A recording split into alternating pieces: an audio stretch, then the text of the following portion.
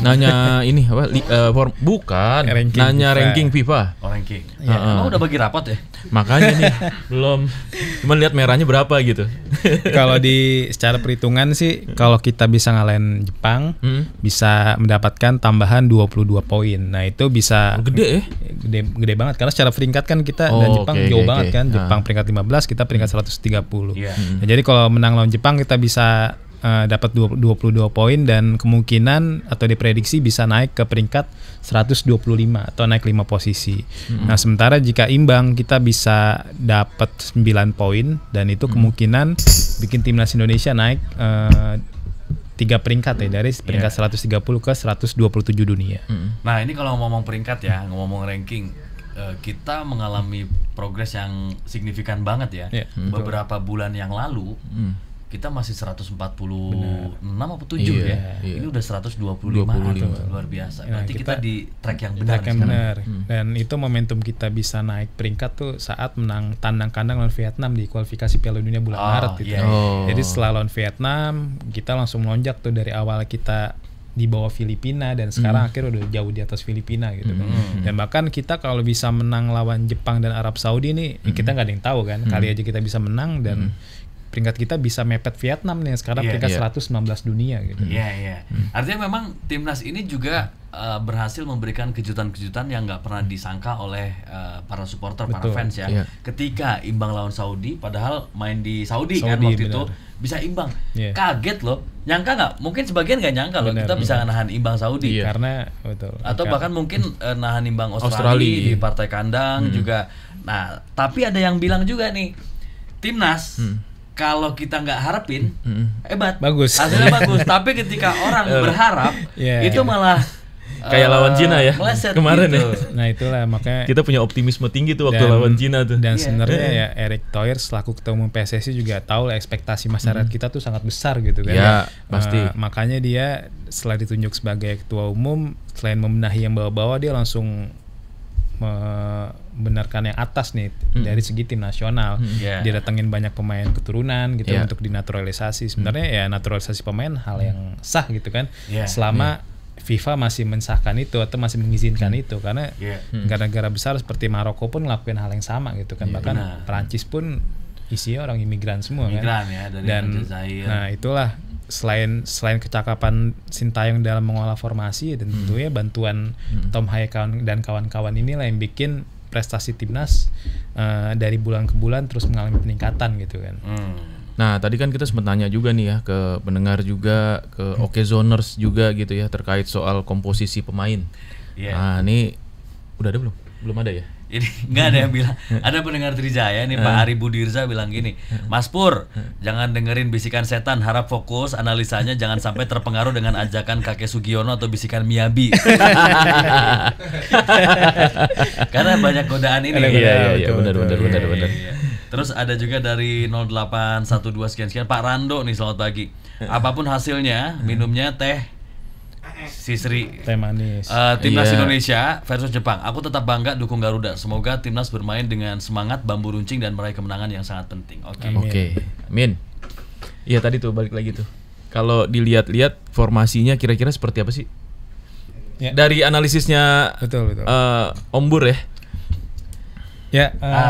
Nah, yang pasti Sintayong masih mempertahankan pola dia nih 3-4-3. Martin Paes masih jadi andalan di posisi Mister Gawang. Dalam 4 laga awal juga Martin Paes selalu dimainkan ya. Karena secara level juga dia masih jauh di atas dua pelapisnya nih, Nadio dan Muhammad Riyandi gitu. Jadi nggak ada lawan Martin Paes untuk jadi starter di laga ini. Kemudian juga ada Kevin Dix. Nah Kevin Dix ini sangat krusial ya karena dia bertugas sebagai bek tengah sebelah kanan tuh langsung dihadapkan dengan 2 winger lincah Jepang. Ada si siapa, Kaoru Mitoma dan juga Takumi Minamino. Nah Minamino ini berstatus sebagai top skor di skuad Jepang sekarang dengan 23 gol. Jadi Kevin Dix wajib waspada. Tapi kita tahu sendiri lah kualitas Kevin Dix sekarang kan udah biasa lawan pemain-pemain kelas Eropa atau kelas dunia. Tapi dia butuh adaptasi nggak sih? Kan dia baru masuk timnas kita ya. Dan latihannya juga nggak lama tuh. Betul. Iya kan. Nah, proses adaptasi pasti ada. Kaget kan tuh ya. Pasti ada. Cuma kan dia dalam proses adaptasi ini dibantu dengan rekan-rekannya nih yang pernah main lah di tim nasional kelompok junior di Belanda seperti Maarten Pas dan Calvin Verdonk. Dan dua pemain ini bakal membantu Kevin Dix dalam mempercepat proses adaptasinya gitu. Tapi kalau menurut gue ya, pemain profesional adaptasi itu bukan masalah. Dan ini kan dialami oleh pemain-pemain lain ya di negara manapun, di klub manapun, ketika mereka dari klub tiba-tiba dipanggil timnas nih. Itu kan juga sama misalnya dengan pelatih baru atau misalnya dengan pemain-pemain baru. Itu juga tetap gitu, tantangannya sama gitu, karena dia harus switching kepalanya, mengubah. Mungkin di klub treatmentnya beda dengan di negara kan, pelatih juga arahannya akan berbeda. Sebenarnya untuk level pemain profesional, walaupun adaptasi itu ada, tapi ini bukan menjadi isu utama gitu. Jadi bukan masalah lah untuk seorang pemain profesional ya. Kecuali kalau kita nih main nih, kagetan ya. Biasa kita siaran aja perlu adaptasi tahu. Biasa sebelum main makan mie ayam gitu kan, tiba-tiba kata coachin, apaan ini mie ayam, makan batagor, nggak ada. Nah, habis itu gumoh. Itu. Jadi harusnya sih. Tapi kalau berdasarkan pengalaman ya yang sudah-sudah. Pemain yang baru sah jadi WNI itu kan langsung dimainin kan. Entah itu langsung main jadi starter atau main di babak kedua. Tapi ya seperti Messi Hilgers pun lagi lawan Bahrain tampil bagus kan waktu itu. Bahkan nggak ada starter dan nggak ada satupun pemain Bahrain yang bisa ngelewatin dia saat itu. Jadi ya seharusnya Kevin Dix bisa ngelakuin hal yang sama. Jadi berarti kan plug and play nih ya. Berarti kan langsung tune in kan. Itu kerennya pemain play sih. Bapak kayak alat elektronik ya. Iya. Biasa masang-masang spare part sendiri ya. Terakhir gantian apa ball joint? Apa long terod? Oke, lanjut ke iya bener-bener kata Mas Pur. Nih distract mulu ya.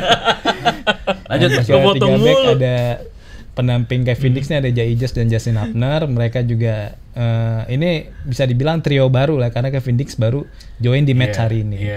Lanjut di wingback kanan ada Sandy Walsh. Nah ini posisinya masih bisa digeser sama Jakob Sayuri ya. Jadi dia masih peluang mainnya masih 50-50 lah. Beda halnya dengan Tom Haye dan Nathan Chuaon ini dan Calvin Verdonk juga. Kalau nggak cedera di menit-menit akhir hampir pasti 100% tiga nama ini bakal main. Sebentar Mas Bor. Ini masih di sini dulu nih. Betul. Jadi kan ini ada Kevin Dix, ada Rizky Ridho, nanti ada Miss Hilger, di sini ada Jay Ijes, ada Jordi Amat, di sini ada siapa lagi? Atau misalnya ada Ferrari nih misalnya. Ini kan ramai banget di sini. Betul. Ini Mas Bur melihatnya seperti apa dengan surplusnya? Nah itu sih ya keuntungan buat Sintayong ya, karena kan Kevin Dix bisa main di beberapa posisi. Kevin Dix nanti kalau Messi Hilgers datang bisa tetap stay di formasi itu. Dan menggeser Jay Ijes ke sebelah kiri dan di tengahnya itu Messi Hilgers. Atau opsi lain Kevin Dix bisa naik ke Sandy Walsh. Nah nanti posisi di Messi Hilgers. Selanjutnya di sini ada Jay Ijes dan di sini Hapner. Jadi ada banyak opsi sih. Makanya dia bisa dibilang keuntungan bagi Sintayong karena dia punya banyak pemain bagus di posisi belakang ya. Karena dan juga pemainnya bisa bermain di banyak lini ya sebenarnya ya. Lini seperti Calvin Verdonk kan juga bisa di posisi Hapner juga kan main dia kan. Dan Nathan juga bisa main di posisi Hapner. Jadi Sandy Walsh bisa main di posisi Kevin Dix. Jadi nah inilah kecakapan dari pemain-pemain yang dimiliki timnas Indonesia. Jadi dia nggak cuma main di satu posisi dan bisa main di banyak posisi. Ini ngomongin ini tapi saya penasaran deh. Ini Bapak kayak arwah ya? Betul. Penasaran. Nggak, maksudnya gini. Kalau kan banyak ya pemain yang punya spesialisasi tertentu gitu ya. Betul. Nah, ketika Sintayong dihadapkan dengan banyak pemain yang bisa di banyak posisi, itu menjadi sebuah keuntungan atau bahkan itu menjadi kelemahan bagi Indonesia. Kira-kira. Ya pasti jadi keuntungan sih. Keuntungan ya? Keuntungan ya, karena dia punya banyak opsi. Semisal Messi Hilgers cedera, ya dia nggak usah pusing karena masih ada Kevin Dix gitu. Termasuk kayak sekarang Hilgers nggak bisa main ya. Betul, kan ada Kevin Dix. Nah, makanya jadi PR nih ketika Maarten Pas bulan lalu tuh sempat cedera dan kita supporter bola tuh panik siapa nih penggantinya gitu. Untungnya Maarten Pas bisa main kan. Nah, makanya kita nunggu juga nih bisa timnas Indonesia bisa kedatangan kiper top nih buat bersaing dengan Maarten Pas. Dan ini bagusnya untuk para pemain supaya bersaing secara sehat ya. Artinya setiap pemain ketika mendapatkan dengan kesempatan bermain, mereka harus tunjukkan. Jangan disia-siakan gitu kepercayaan pelatih, karena mereka jelek, siap-siap nih. Pelapisnya udah banyak, yang ngantri udah banyak nih. Udah banyak. Dan semuanya bisa, semua lini gitu. Ini repot nih. Artinya nggak ada yang di anak emas kan gitu loh. Nggak ada. Iya kan? Sintayong juga sempat ditanyakan apakah punya anak emas gitu kan, oleh netizen ditanya di X-nya PSSI itu. Dan Sintayong bilang nggak ada anak emas, dan terbukti emang bahkan kayak Asnawi yang dia bawa dari tahun 2000 awal-awal dia ngelatih timnas di awal 2020, dan sekarang terbukti nggak dipanggil. Termasuk beberapa pemain kayak Arhan juga nggak dipanggil. Keras berjuang untuk mendapatkan tempatnya lagi. Egy juga udah bergeser gitu kan. Juga dulu di era awal kan ada Fahrudin kan jadi kapten timnas, sekarang udah nggak dipanggil lagi. Jadi, walaupun sebenarnya yang namanya pelatih ya, sebenarnya menurut saya nggak akan lepas dari subjektivitas, karena pasti. Apalagi pemain ini mampu menerjemahkan arahan dan instruksi dengan baik. Betul. Ini gue ingat waktu zamannya Chelsea, Jose Mourinho waktu juara itu, dia punya beberapa pemain yang tidak tergantikan. Nemanja Matic, Eden Hazard, Branislav Ivanovic yang itu selalu jadi starter wajib. Yang lainnya boleh diganti-ganti, tapi nama-nama itu Diego Costa, Willian itu nggak boleh diganti. Dan bahkan, itu jadi the winning timnya Chelsea. Bahkan Fabregasnya cadangan saat itu. Iya, makanya jadi sebenarnya nggak ada masalah kalau misalnya Coach Shin punya pemain-pemain yang menjadi favoritnya, asal dalam takarannya dalam porsinya yang pas lah, dan tetap objektif gitu menilai pemain lain. Kalau memang kondisinya kan balik lagi pelatih menentukan pemain siap main atau tidak dari kondisi fisiknya juga kan, kondisi terbaru benar, siap diturunkan atau enggak. Jadi sebenarnya untuk netizen juga berilah kepercayaan kepada pelatih, entah apapun itu, dengan segala seleranya dia kan punya taste, punya taktik, punya teknis segala macam. Udahlah, beri kepercayaan aja. Betul. Kita dukung aja gitu. Nah tadi kita ke pending sampai Wolves nih kan, Sandy Wolves. Nah yang dia kan udah ngejualan es krim lagi nih. Iya Wolves nih. Sekarang udah fokus. Nah lanjut ke Tom Haye. Tom Haye, Nathan Chuao, Kevin Verdong nih kalau nggak cedera sudah pasti hampir starter, karena melihat kualitas mereka ya. Karena di tengah pun kita bisa dibilang krisis gelandang nih. Kan Chuao itu sebenarnya apa sih mainnya sih? Dia asli fullback kiri. Cuma kan? Saat dimainkan Sintayong di Piala Asia U23 di bulan April lalu dan tampil oke di gelandang, dan sampai sekarang ditempatkan di posisi gelandang.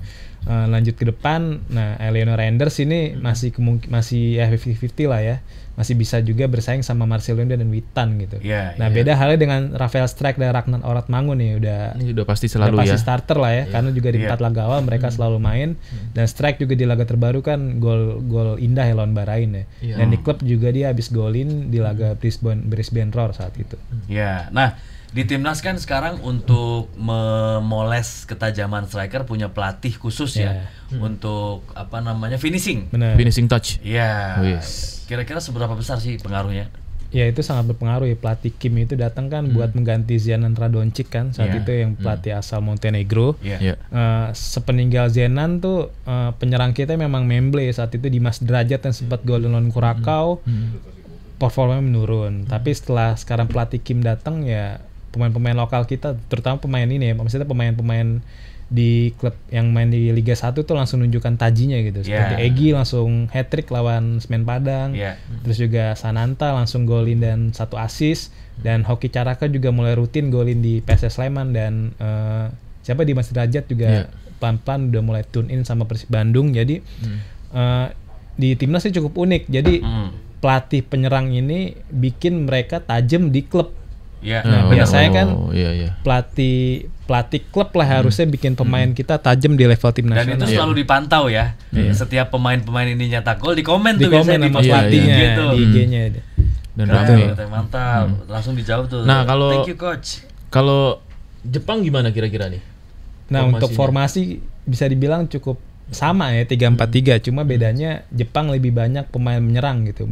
Bahkan dia dalam kondisi menyerang bisa dalam pola 3-2-5 gitu. Jadi kan nah di posisi kiper ada Zion Suzuki, dia tampil oke di bersama Parma ya musim ini di Serie A. Terbaru dia baru ngalahin klub JAIJS Venezia. Nah, di pola 3 back inilah ada satu masalah di barisan pertahanan Jepang. Jadi ada 3 back utama Jepang yang cedera. Ada Hiroki Ito, back Bayern Munchen yang cedera sejak awal musim ini. Selain itu juga ada Takehiro Tomiyasu, back Arsenal yang absen juga. Dan satu lagi yang paling baru nih di weekend kemarin ada Sogo Taniguchi ya, back Shin Truiden.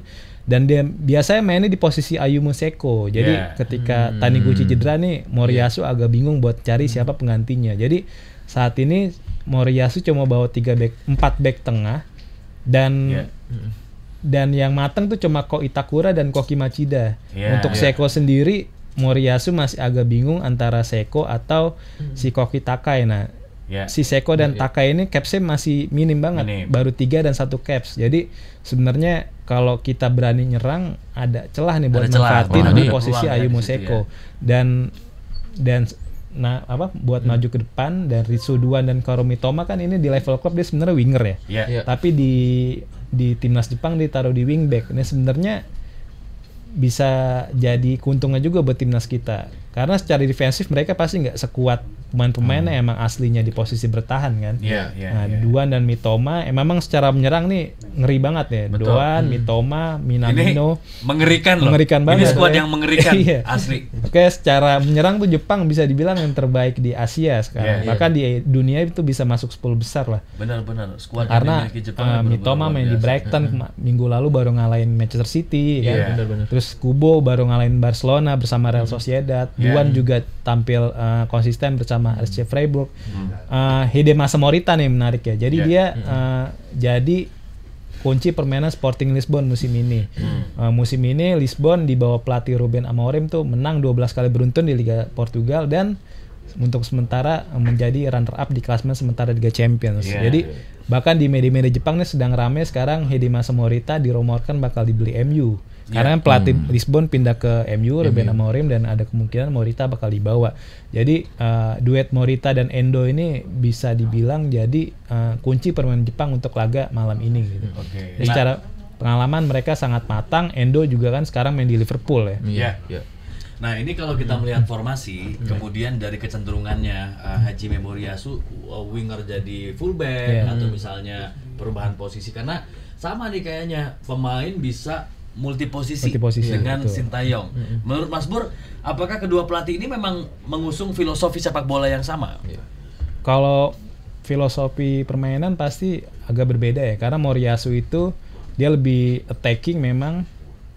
Pola permainannya bisa dilihat dari pemain yang diturunkan ya. Karena kan Duan dan Mitoma ini memang asli winger, sedangkan Sintayong sendiri memang dikenal sebagai pelatih pragmatis kan ya. Dari ngelatih Seongnam, terus juga Korea Selatan juga lebih defense, termasuk di Piala Dunia 2018 saat lawan Jerman juga kan Korea Selatan tuh full 90 menit defense kan. Ketika ada serangan atau peluang baru cetak 2 gol di penghujung laga saat itu. Jadi walaupun formasinya sama 3-4-3, cuma pendekatan dari kedua pelatih itu berbeda ya. Sintayong pragmatis dan Moriyasu agresif. Bahkan di presscon kemarin juga Moriyasu sudah menegaskan kalau Jepang bakal tampil agresif untuk menembus pertahanan pertahanan rapat Indonesia. Dan Endo juga bilang akan tampil maksimal karena ini penghormatan untuk sambutan masyarakat Indonesia yang meriah untuk para pemain Jepang. Jadi walaupun statusnya lawan, tapi kan tetap ya orang Indonesia, penonton Indonesia bukan hanya pengen nonton dan dukung timnas, tapi juga pengen melihat permainan dari Jepang dan juga para bintang-bintang Jepang ini. Nah, dan jadi PR ini satu sekarang kondisi rumput SU GBK ya. Udah keren banget itu. Itu kondisi rumput GBK semalam kan kedua tim udah mulai latihan official training kan beberapa hari terakhir ini udah GBK tuh dipuji-puji lah sama beberapa influencer bola ya. Dan ternyata faktanya Minamino malah bilang kondisi rumputnya tuh jauh dari kata baik kan. Dia bilang dribble bolanya masih suka mantul dan kalau nendang kondisinya berbeda gitu. Jadi itu strategi kita ya. Nah, bisa jadi karena Chelsea juga pernah ngelakuin hal yang sama kan di Liga Champions 2005 buat ngalahin Barcelona, dia rumputnya diratain tuh. Biar tiki-takanya macet biar tiki-takanya macet benar. Nah, harapan sih itu salah satu dari strategi. Itu rumputnya apa sih? Deso Grassmaster ya atau apa?